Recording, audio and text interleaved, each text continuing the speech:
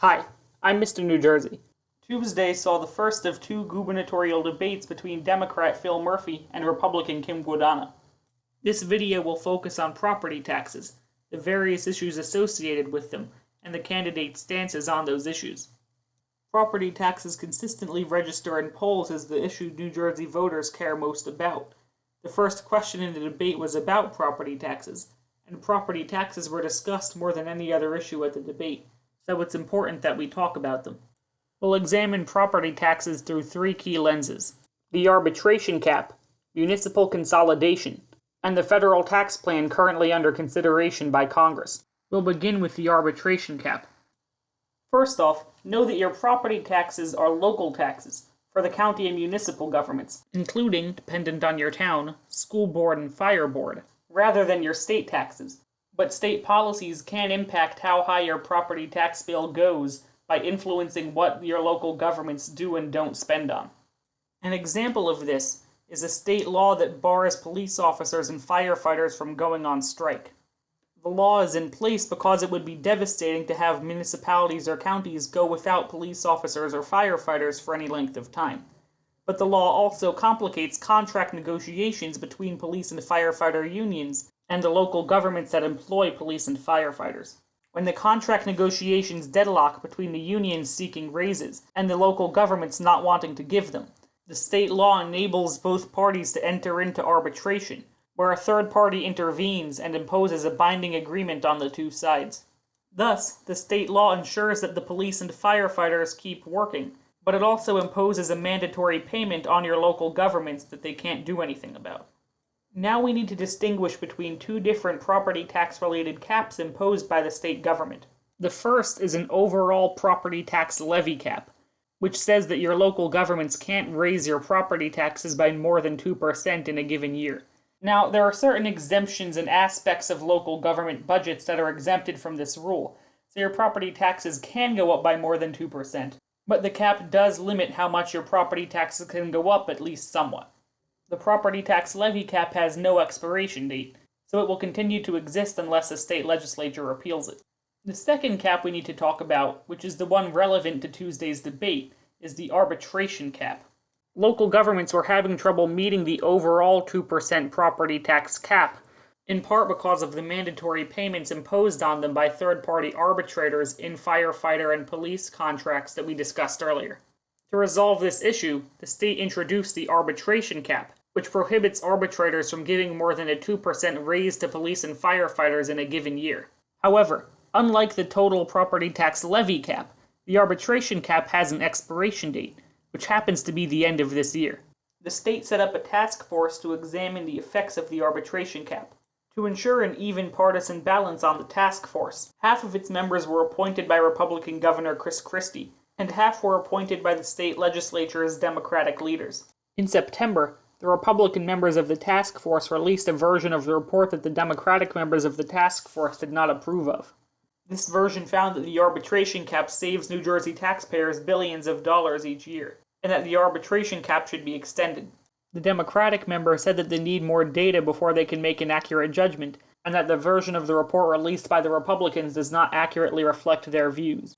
The full report, with the opinions of both sides, is expected to come out in December. With that background in mind, we can now talk about the candidates' positions on the arbitration cap. Kim Guadagno said that all the facts are in on the arbitration cap, and is committed to renewing it. Phil Murphy said that he wants to wait for the full committee's report before making a decision. On the one hand, some voters might agree with Phil Murphy that waiting for the full report is the right approach. But on the other hand, his decision to wait means that voters for whom lowering property taxes is a major concern, and who agree with Guadagno that the cap is serving its intended purpose, won't get to hear what Murphy will do on the issue until after the election. Now we'll move on to municipal consolidation. Although New Jersey is the fourth smallest state by land area, it has 565 municipalities, each of which has its own government, with their associated administrative costs.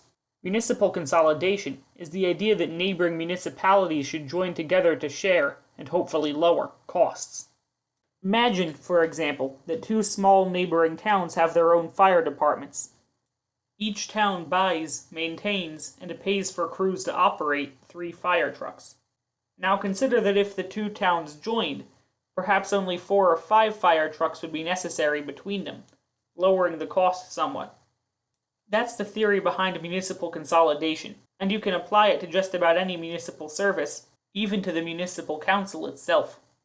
However, municipal consolidations remain very controversial in New Jersey. So controversial, in fact, that only one has occurred since the idea of consolidating municipalities to reduce property taxes arose. That was in 2013, when Princeton Township and Princeton Borough consolidated into the Princeton Borough we know today. One of the reasons municipal consolidations are controversial is because citizens often don't like sharing or giving up control of their local services, such as school districts. Another reason municipal consolidations are controversial is because, like most economic policies, they have the potential to create both winners and losers. I'll use my hometown of Cherry Hill as an example. I remembered that several years ago, a rumor had been floating around that Cherry Hill and the neighboring town of Merchantville might consolidate. Then several years went by and I never heard anything else about it. So when the mayor of Cherry Hill came to my high school, I asked him what had happened to the idea. He said that he had examined the proposal and determined that although Merchantville would likely benefit, Cherry Hill likely would not. Cherry Hill has a much larger population and a richer population overall than does Merchantville. So the mayor believed that Cherry Hill would cut Merchantville's costs much more than Merchantville would cut Cherry Hill's, and Cherry Hill taxpayers would effectively be subsidizing the former Merchantville. Now, know that when we talk about municipal consolidation, there's also a less extreme, but more common version called shared services agreements, where municipalities themselves don't join together, but agree to jointly fund and operate certain services, such as school districts or fire departments.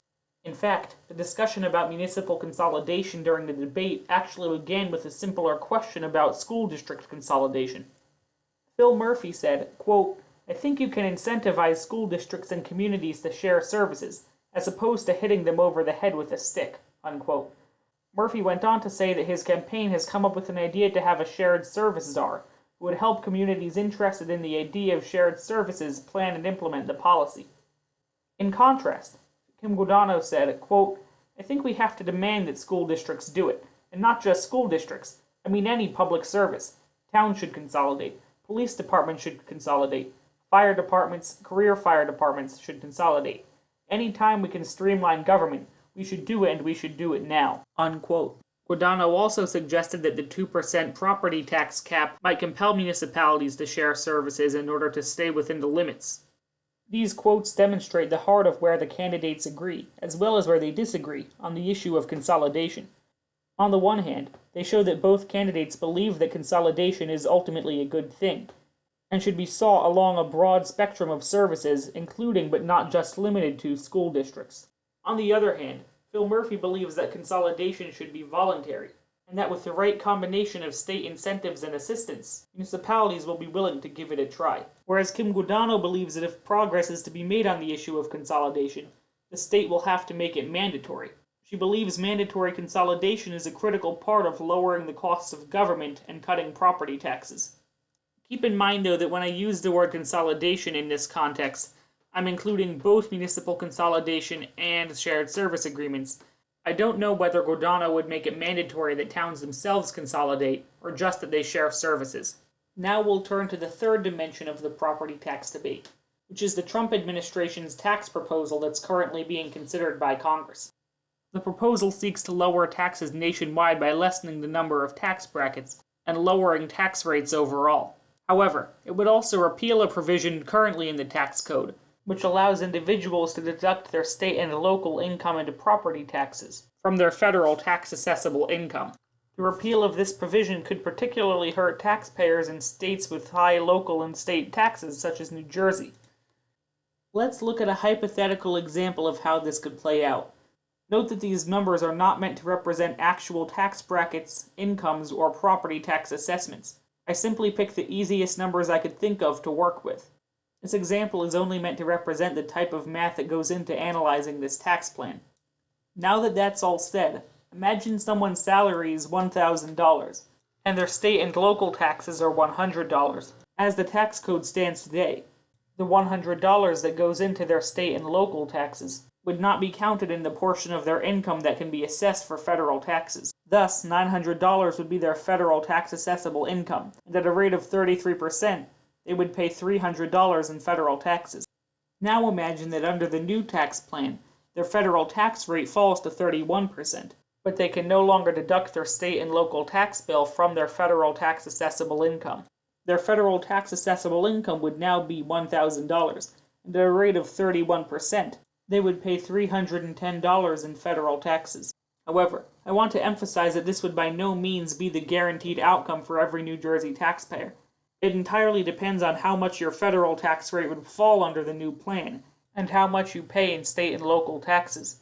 What I do mean to say is that in states like New Jersey with high property and income taxes funding our local and state governments, this is a possible outcome for some taxpayers.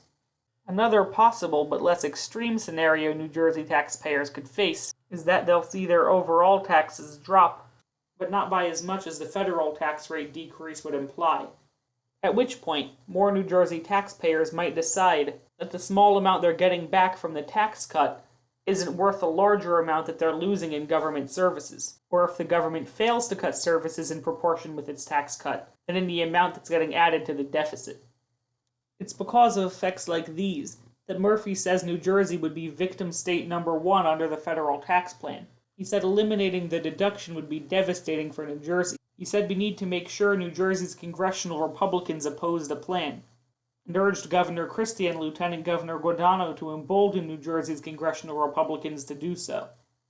For her part, Guadagno never specifically stated whether she supports or opposes the federal tax plan.